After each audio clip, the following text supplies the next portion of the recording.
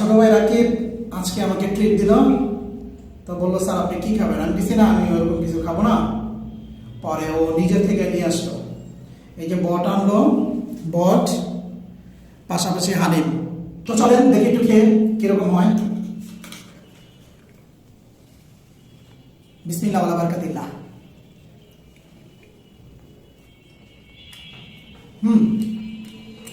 খুবই সুস্বাদু এবং খুব সফট আছে বটগুলি।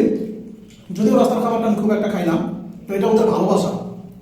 তো এই ভালোবাসাটা আমি হারাইতে চাই না, যার কারণে আমি খাচ্ছি। তো দেখেন আপনি দেখেন,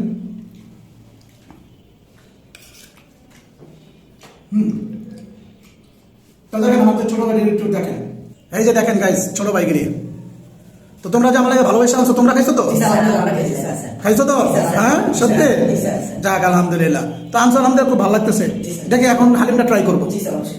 তো দেখেন দেখেন হালিমটা দেখেন। ও রাস্তাঘাটের লটপটি হালিম, এটা লটপটি।